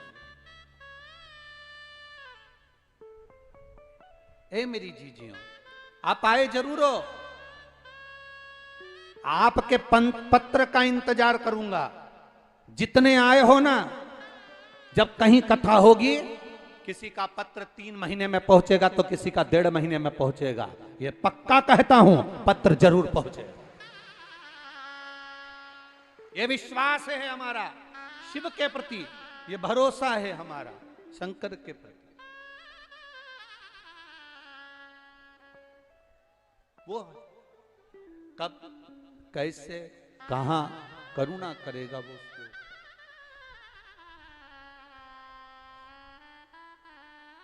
अरे तेरे भरोसे मेरी गाड़ी, तू जाने तेरा काम जाने। हमारा जीवन सर्वस्व तेरे भरोसे पर चल रहा है। हम कैसे कहें, लोग कहें पिता, लोग कहें कौन है तुम्हारे साथ, अकेले हो। हम कहते अकेले नहीं। जिस समय तुम्हारे मुख से श्री शिवाय नमस्तुभ्यम निकले, उस दिन समझना कि ये जिंदगी का एक शंकर, जीवन का एक सुख हमारे साथ चल रहा है, आनंद हमारे साथ चल रहा है। शिव तुम्हारे साथ। लोग कहते हैं कहाँ का मंत्र लेकर आ गए श्री शिवाय नमस्तुभ्यम। हम कहते हैं जप कर तो देखो। जिस दिन जपना प्रारंभ करोगे, चलते फिरते मोबाइल पर भी अगर बोल रहे हो ना श्री शिवाय नमस्तुभ्यम, एक दूसरे से बात करते करते भी एक बार मुख से श्री शिवाय नमस्तुभ्यम निकल गया तो कितना सुख देता है वो देखिए। विद्येश्वर संहिता शिव महापुराण में लिखा है। गीता प्रेस गोरखपुर की शिव पुराण बाजार से लेकर आओ और उसकी विद्येश्वर संहिता में पढ़ो। उसमें लिखा है श्री शिवाय नमस्तुभ्यम कहने वाले मुख का अगर कोई दर्शन भी कर लेता है तो उसको अश्वमेध यज्ञ का पुण्य फल प्राप्त हो जाता। केवल मुख का दर्शन, केवल चेहरे का दर्शन ही हो जाए, बहुत बहुत मिला। ललिता जी से कहा कि अब मुझे आप सखी भाव की दीक्षा दो। शंकर भगवान स्वयं सखी भाव की दीक्षा लिए और सखी भाव की दीक्षा लेकर भोलेनाथ भगवान देवाधिदेव महादेव जब सखी भाव की दीक्षा ग्रहण कर लेते हैं तब तुरंत ललिता जी शिव जी का श्रृंगार करवाती हैं। स्वयं ललिता एकांत में शंकर भगवान मौन आनंद के साथ बैठ गए एकांत में। आज ललिता जी ने सखी भाव की दीक्षा दी है भोलेनाथ को। सखी भाव की दीक्षा ललिता जी। और जब सखी भाव की दीक्षा ललिता जी दी हैं, सखी भाव की दीक्षा जब ललिता जी ने दे दी तब शिव एकांत में अकेले जाकर बैठ गए 33 कोटि देवता ब्रह्मांड में विचार करने लगे कि महादेव कहां है, कैलाश पर नहीं मिलते। शिव कैलाश पर नहीं है, काशी में भी नहीं, केदार में भी नहीं, उज्जैनी भी नहीं, गए कहां, ढूंढ रहे हैं। क्या देखा, ब्रज की रज में एकांत में जाकर बैठ गए। एकांत, ब्रज की रज में एकांत। और एकांत में जब बैठे,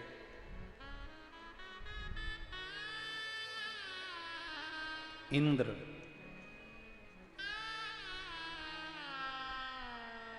जो कंस के अत्याचार को देखकर हाहाकार कर रहा था,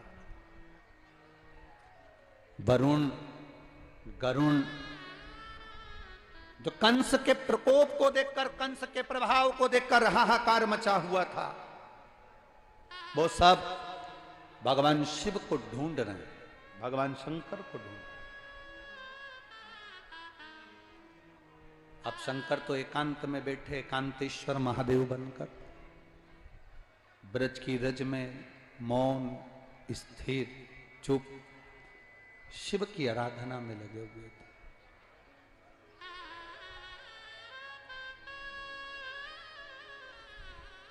और जब मौन एकांतेश्वर महादेव बैठे हैं, हम एक बार निवेदन करेंगे आपको। मान लो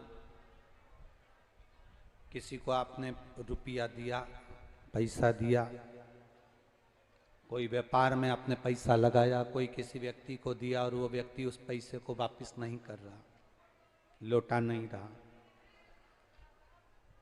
आपने अपनी एड़ी चोटी तक दम लगा लिया, बल लगा लिया, गिड़गिड़ा लिए, सब कुछ कर लिया, पर उसने आपका धन नहीं दिया। ले गया वो 2-5 लाख, 10 लाख, 50 लाख, 25 लाख, 30 लाख व्यापार में, अधिक में कहीं वो पैसा चले गया। आपने पूरा बल लगा लिया, पूरा दम लगा लिया। तब आखिरी में जब हताश हो जाओ, या एक कोई पैसा लेकर चले गया उसका भी, और अगर मान लो बहुत सिर पर पैसे का लोड है, कर्जा है उसके, अगर मान लो सिर पर कर्जा भी बहुत ज्यादा है, कोई पैसा आपका किसी को देना है और वो बहुत परेशान कर रहा है, धन दीजिए, हमारा पैसा दीजिए, हमारा पैसा दीजिए, हमारा पैसा दीजिए, तो ये दोनों के लिए सर्वश्रेष्ठ है। एक पैसा गया हुआ भी वापस बुलाने के लिए भी, और एक अपना स्वयं का कर्जा चुकाने के लिए, दोनों के लिए। महाराज पंच बेलपत्र, पंच श्वेत पुष्प, मतलब 5 बेलपत्र और 5 सफेद पुष्प, श्वेत पुष्प,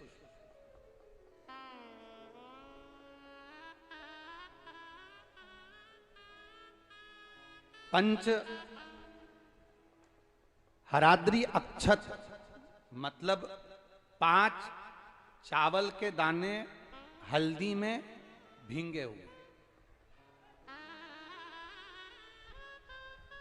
पंच बेलपत्र, पंच पुष्प और 5 हल्दी में भींगे हुए अक्षत के दाने। महाराज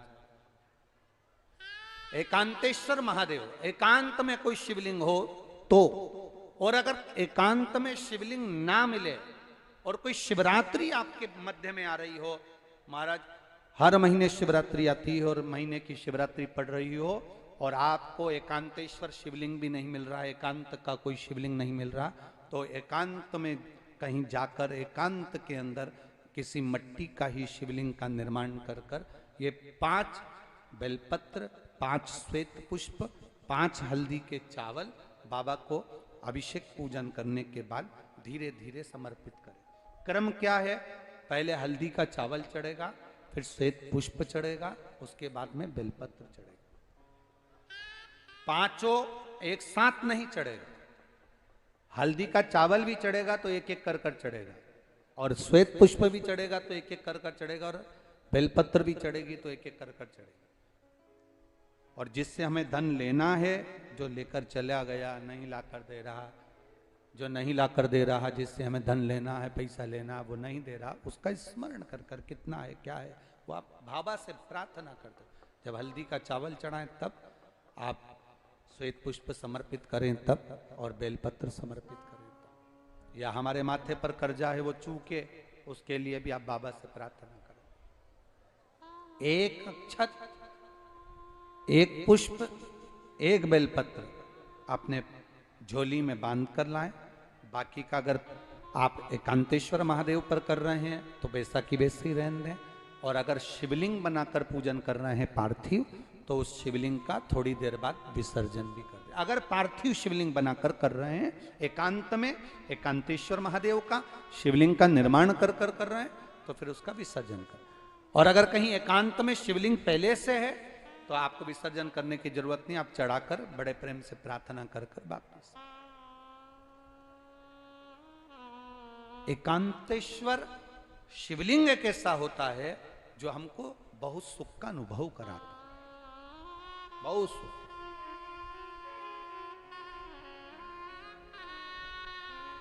हम तो यहां तक कहेंगे जिसकी रीढ़ की हड्डी में गेपा जाए, घुटने में गेपा जाए, डॉक्टर ऑपरेशन का बोले, उससे पहले भी एकांतेश्वर का पूजन जरूर, उसका फल मिलेगा।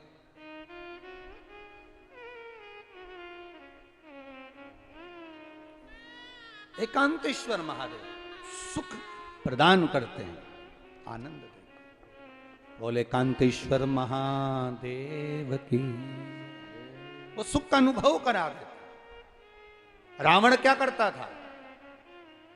रावण की लंका में जहां रावण भगवान शंकर की आराधना करता था, वहां रावण के पास एक शिवलिंग था जिसकी वो आराधना करता था, पूजन करता था, अर्चना करता था।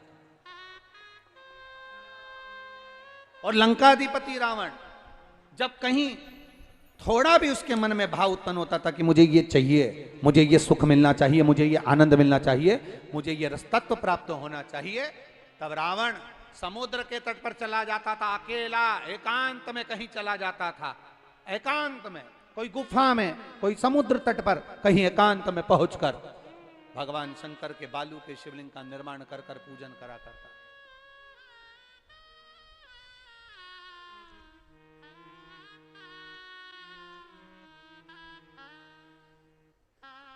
कोई कहता है गुरुजी भगवान राम जी ने रामेश्वर धाम की स्थापना करी, क्या राम जी ने और भी शिवलिंग की स्थापना करी? हम कहते हैं एक बार प्रयास करना। राम पथगमन भारत की सरकार द्वारा बनाया गया है। राम पथगमन जब भारत की सरकार द्वारा बनाया जा रहा है तो एक बार प्रयास करना कि राम पथगमन पर तुम अपनी गाड़ी लेकर जाना। जहां जहां से राम पैदल वन से घूमते हुए लंका तक गए हैं, उस राम पथगमन रास्ते पर तुम जाकर देखना, जितने राम जी के मंदिर नहीं मिलेंगे उससे ज्यादा भोलेनाथ के मंदिर मिलेंगे। राम जहां रुकते थे वहां शंकर भगवान के शिवलिंग का पूजन करते थे। मेरे राम जी जहां रुकते थे वहां शंकर भगवान के शिवलिंग का निर्माण कर उसका पूजन करते। पूरे राम पथगमन में आप जाकर देखिए, पूरे राम पथगमन में आप चलकर देखो। राम पथगमन में चलेंगे, जहां जहां राम जी गए वहां शंकर की आराधना करी है राघव जी।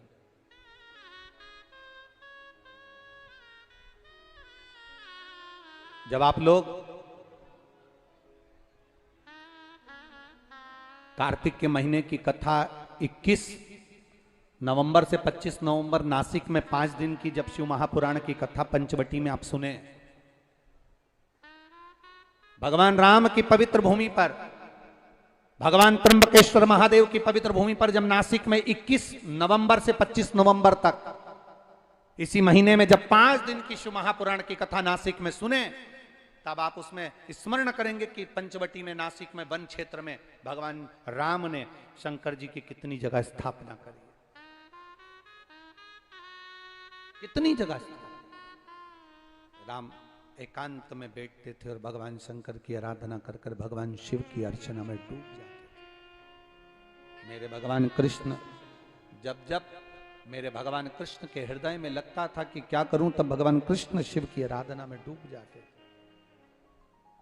शिव एकांत में बैठ गए, देवता सब आए, प्रार्थना करिए, बाबा कुछ करिए। भगवान कहते हैं क्या चाहते हो? बस इस कंस का वध होना चाहिए। भगवान ने कहा चिंता न करिए, एक बार मैं कृष्ण का और कृष्ण मेरे हो जाएं। संग भगवान कृष्ण के पास में बल तो बहुत है, पर छल बल दोनों ही प्रदान करना है। मैं स्वयं रास मंडली में जाऊंगा। सुंदर भाव से भगवान शंकर कैलाश में चले गए, पार्वती जी से विनय करी, निवेदन कर। पार्वती से आज भोलेनाथ कह रहे,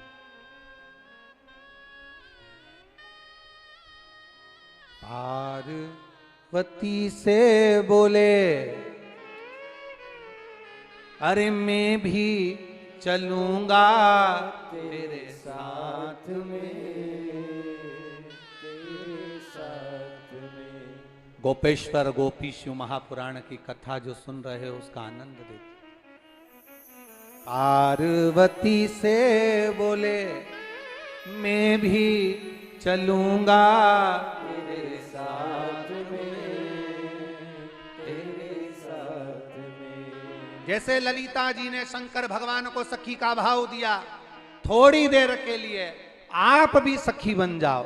और ये विचार कर कर इस ब्रज की रज में आज आप बाबा से यही भाव व्यक्त करें कि हम भी सखी बनकर बाबा कृष्ण आपको रिझाने के लिए आए। पार्वती से बोले मैं भी चलूंगा तेरे साथ में। अपने स्थान पर बैठकर भगवान गोपी गोपेश्वर महादेव से दिल से बाबा से प्रार्थना करिए, भाव से आनंद के साथ, जहां जगह मिले वहां बैठकर भाव से कहिए श्री शिवाय नमस्तु, श्री शिवाय नमस्तु, श्री शिवाय नमस्तु, श्री शिवाय नमस्तु, श्री शिवाय नमस्तु। भोला सब दुख काटो भारा, ओ भोला सब दुख काटो भारा।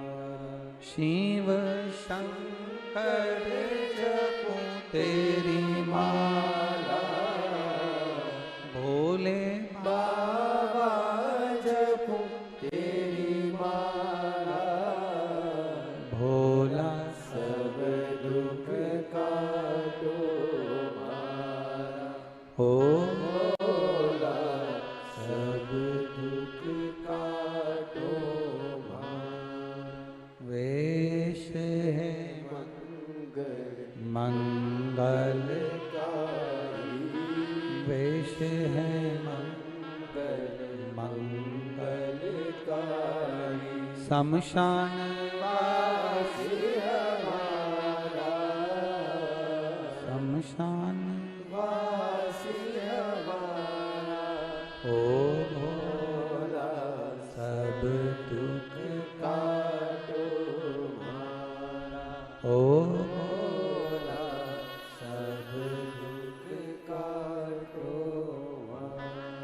शिव कथा कर रही है। भगवान गोपी का रूप रखकर ब्रज रज में आए और उन्होंने जब रास रचाया, भगवान कृष्ण ने गोपियों के बीच में जब शिव जी को पाया, भगवान एकांत में जाकर आनंद पाते हैं। भगवान कृष्ण कहते हैं गोपियों, इतने दिनों से तुम मेरे साथ में रास रचा रही हो, आज तक मैंने तुम्हारा मुंह नहीं देखा। आज मेरा मन कर रहा है कि तुम्हारा मुंडा देखूं, तुम्हारा मुख देखूं। शंकर जी को लगा आज ही देखना जरूरी था।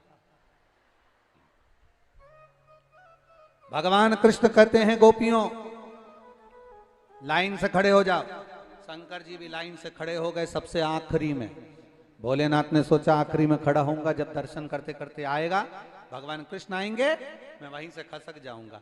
भगवान कृष्ण ने कहा गोपियों मैं उधर से मुंह देखना चालू करूंगा। शंकर भगवान उधर से निकले, इधर आखिरी में खड़े हो गए। भगवान कृष्ण कहने लगे मैं इधर से मुंह देखना चालू करूंगा। भगवान कृष्ण को लग रहा था ये कभी भी खसक जाएंगे, इसलिए इनको बीच में फंसाना जरूरी है। तो भगवान कृष्ण ने जैसे कहा शिव जी आदि गोपी उधर आदि गोपी उधर, बीच में शंकर भगवान खड़े हो गए। मुख देखते देखते देखते देखते शिव जी के पास में पहुंचे।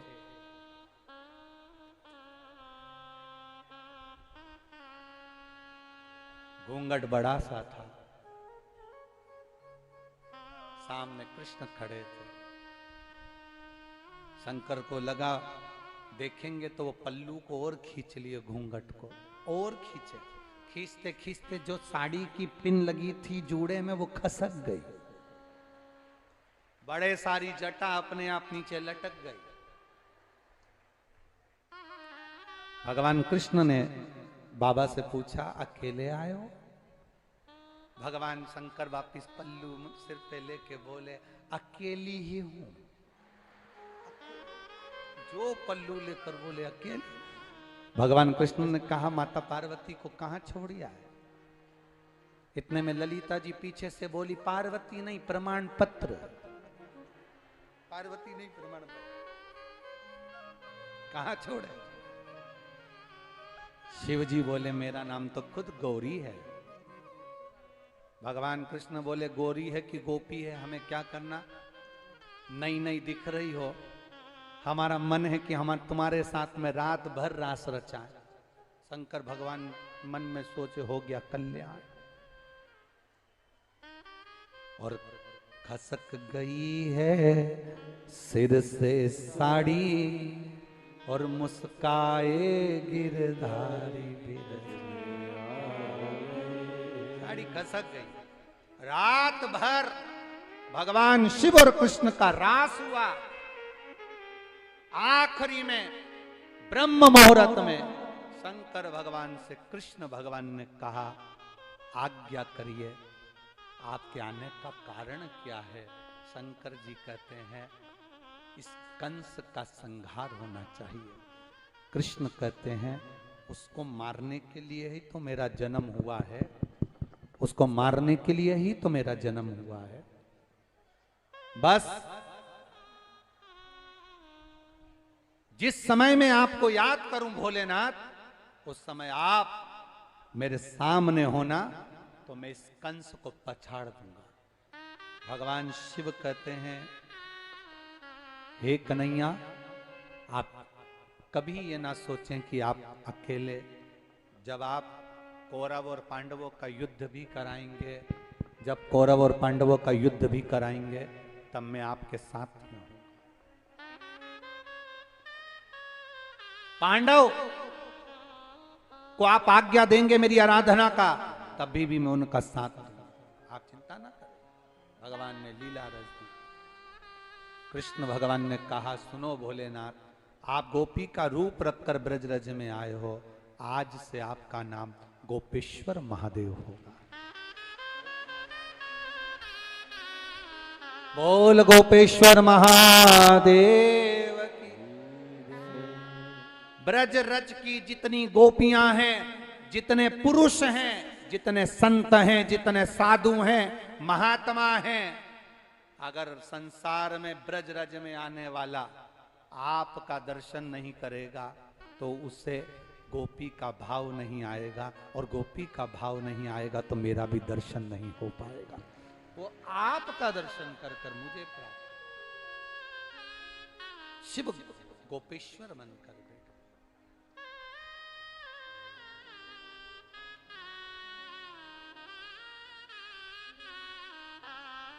कथा कर रही है 12 ज्योतिर्लिंग का स्मरण तुमरुका जी ने चंचुला देवी को कराया है। जब चंचुला देवी 12 ज्योतिर्लिंग का स्मरण करती हैं, भगवान देवादिदेव महादेव स्वयं आनंद के साथ 12 ज्योतिर्लिंग के संवाद का स्मरण कर रहे होते हैं। सोमनाथ जी का वर्णन किया। चंद्र को काया का रोग हुआ, भगवान देवादिदेव महादेव ने उस रोग से मुक्त किया, सोमेश्वर महादेव। फिर अगला वर्णन आया है मल्लिकार्जुन कार्तिकेय बाबा रुष्ट होकर गए, श्री शैलम पर विराजमान हुए। तब बाबा भगवान शंकर और पार्वती ने उनको मनाया तो मल्लिकार्जुन के रूप में विराजमान हुए। फिर अगला वर्णन आया है श्री महाकाल दूषण नाम के राक्षस का संहार करने के लिए काल अधिपति प्रकट हुए। अगला वर्णन आया है ओमकारेश्वर बिंद नामक पर्वत के उद्धार के लिए भगवान शिव ओमकारेश्वर के रूप में विराजमान हुए। फिर आया वर्णन केदारेश्वर का, भगवान नर नारायण के उद्धार के लिए वहां प्रकट हुए। फिर अगला वर्णन है भीमाशंकर कुंभकर्ण की धर्मपत्नी करकटी का पुत्र भीम, भीम का संहार करने के लिए बाबा प्रकट हुए, भीमाशंकर बनकर प्रकट है। अगला वर्णन है श्री काशी विश्वनाथ मनु शत्रुपा के लिए भगवान काशी में विराजमान हुए। फिर वर्णन है श्री त्र्यंबकेश्वर, गौतम बाबा पर गौ हत्या का दोष लगा, ब्रह्मा विष्णु और महेश तीनों एक जगह पर एकत्रित हुए, तीनों ने आकर गौतम बाबा पर से गौ हत्या का दोष मिटाया। कार्तिक के महीने में जो 21 तारीख से 25 तारीख तक नासिक में कथा है, त्र्यंबकेश्वर बाबा के पावन चरणों में आप और हम दामोदर मास में कार्तिक मास में सिर पर अगर कोई पाप कर्म भी होगा तो बाबा की 5 दिवसीय कथा से हमारे मस्तक का पाप भी धुल जावे, ये भाव से सेवन। गौतम बाबा सुंदर आनंद के साथ सुख पाए, त्र्यंबकेश्वर भगवान का दर्शन करा। अगला वर्णन आता है श्री वैद्यनाथ जी का, रावण भगवान शंकर को लेकर चले, बाबा का मन नहीं था, नहीं गए, वैद्यनाथ जी के रूप में विराजमान हुए। अगला वर्णन है नागेश्वर, दारुक नाम के राक्षस का संहार भगवान करे, नागेश्वर के रूप में विराजमान हुए। फिर वर्णन आता है रामेश्वरम, भगवान राम ने सेतु पार करने से पहले शिव जी की स्थापना करी। फिर वर्णन आया है कृष्णेश्वर, सुधर्म नाम के ब्राह्मण की पत्नी घूष्मा के पुत्र सुदेहा ने मार दिया था, जिसको भगवान शंकर ने जीवित करा, कृष्णेश्वर महादेव के रूप में विराजमान। शंकर शिव ओघड़ी है, दयालु है, दातार है, अपने पास जो रखता है वो जनमानस के कल्याण के लिए रखता है। जैसे सीहोर का रुद्राक्ष कभी बेचा नहीं जाता, सीहोर का रुद्राक्ष कहीं बेचने के लिए दिया नहीं जाता, सीहोर का रुद्राक्ष कहीं बेचने के लिए व्यापार के लिए नहीं दिया जाता। जो बाबा के धाम आता है झोली पसार कर मांगता है, कंकर शंकर की पूजन करता है और रुद्राक्ष लेकर जाता है, बाबा उसको कुबेर भंडारी इतना दे देता है कि वो 3 महीने में वापिस आ जाता है, 3 महीने में वापिस आ जाता है। ये साधारण नहीं है, सीहोर का कुबेरेश्वर धाम का कंकर शंकर और रुद्राक्ष ये जीवन का एक सुख है। भगवान तुमरुका जी ने चंचुला देवी को कथा सुनाई, बाबा देवादिदेव महादेव ने मस्तक की बेलपत्र शिव पोथी को समर्पित करी। भाव के साथ में देवादिदेव महादेव माता पार्वती जी से भाव से कहते हैं ये कथा कलिकाल में जनमानस के कल्याण का विषय है। गोपेश्वर गोपी शिव महापुराण की कथा जो श्री सुभाष चंद्र अग्रवाल जी बांसैया, श्रीमती रेणु अग्रवाल जी, श्री सौरभ अग्रवाल जी बांसैया, श्रीमती सोनल अग्रवाल जी, समस्त शिव भक्त परिवार कोसी कला जिला मथुरा की ओर से चल रही थी। 7 दिवसीय कथा आज विराम लेने के लिए जा रही है। बाबा की कृपा आप सब पर बनी रहे। यहाँ से जब आप लोग आरती के बाद में उठकर जाएंगे तब बाबा से प्रार्थना कर कर जाना, बाबा हमारी झोली ऐसी भरना कि बाबा हम भी जिंदगी में एक बार शिव महापुराण की कथा करा सकें, ऐसी कृपा करें। जितने लोग आस्था चैनल के माध्यम से, फेसबुक यूट्यूब के माध्यम से पवित्र पावन शिव महापुराण की कथा को श्रवण कर रहे हैं, उन सभी को दीपावली की और आप सभी को धनतेरस, रूप चौदस, दीपावली और गोवर्धन पूजन की बहुत बहुत बधाई। हमारे बीच में रमन रीति वाले महाराज जी के कृपा पात्र शिष्य कार्षिण श्री नरेंद्र जी महाराज जी, प्रभारी काशी विद्वत परिषद परिश्रमी भारत संघ की ओर से यहाँ पधारे हैं। आपका स्वागत है। आप व्यासपीठ का पूजन करें।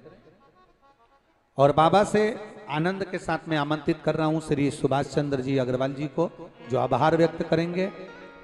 और जब तक आभार व्यक्त नहीं हो जाए कोई उठेगा नहीं, बैठे रहेंगे। बाबा की आरती करके ही सभी लोग फिर अपने अपने गंतव्य की ओर जाएंगे। 15 नवंबर से 19 नवंबर तक धूलिया महाराष्ट्र में 1 बजे से 4 बजे तक कथा।